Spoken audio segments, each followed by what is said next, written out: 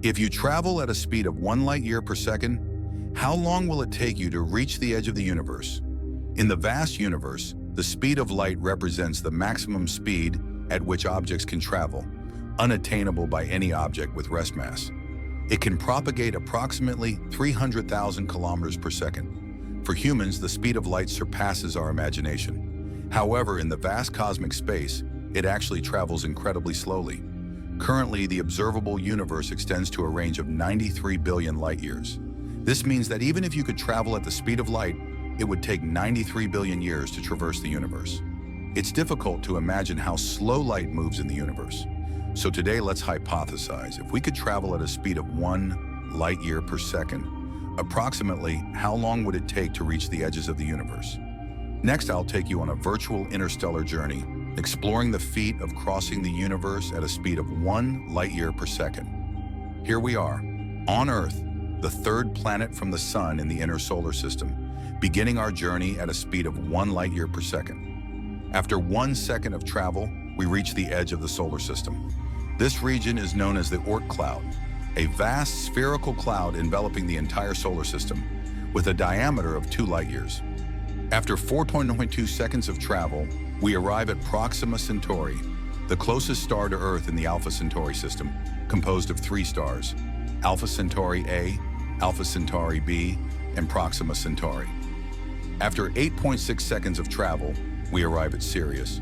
Sirius is the brightest star in the night sky and also a binary star system, accompanied by a white dwarf.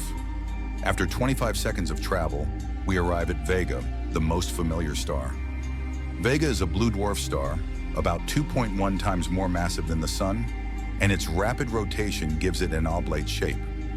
After 10 minutes of travel, we arrive at Kepler 22b, a super-Earth located in the habitable zone of its parent star, about 2.4 times more massive than Earth. Scientists believe liquid water may exist on its surface. After 25 minutes of travel, we arrive at one of the most beautiful nebulae in the sky, the Orion Nebula. If we could enter its interior, we would find a large number of young stars forming. Therefore, the Orion Nebula is also known as the Cradle of Stars. After 1.8 hours of travel, we arrive at a supernova remnant called the Crab Nebula. The Crab Nebula is the product of the explosion of massive stars in their final stages, with a high-density neutron star at its center.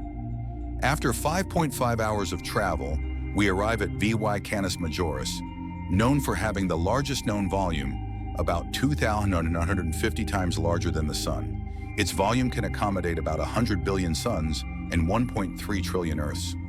After 1 day of travel, we arrive at the outer edge of the Milky Way galaxy, where we can see the entire configuration of approximately 200 billion stars within this system, with the outer regions being empty dark space. After another 1.8 days of travel, we arrive at the Large Magellanic Cloud, one of the Milky Way's satellite galaxies, with a diameter about 1/20th that of the Milky Way and about 10 billion stars. After 29 days of travel, we reach the closest large galaxy to us, the Andromeda Galaxy. With a diameter of 220,000 light years, it has many more stars than the Milky Way. After 115 days of travel, we reach the outskirts of our local group of galaxies, where about 50 galaxies are clustered, with Andromeda and the Milky Way being the largest among them. After about 3 years of travel, we would see a larger group called the Pisces-Cetus supercluster complex. With a diameter of approximately 100 million light years, it contains about 60 supercluster clusters, including the local group and the Laniakea cluster.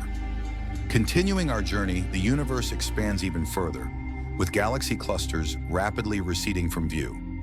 After 458 years of travel, we finally reach the observable edge of the universe, about 46.5 billion light years from Earth, within humanity's observable range. However, this does not represent the actual size of the universe. Beyond this distance, due to the limitations of the speed of light, there is much more that we cannot observe. Even traveling at a speed of 1 light year per second, it is impossible to reach the observable limits of the universe, even if it takes several generations to do so. Therefore, this virtual journey through interstellar space makes us realize even more deeply how small humans are in the universe.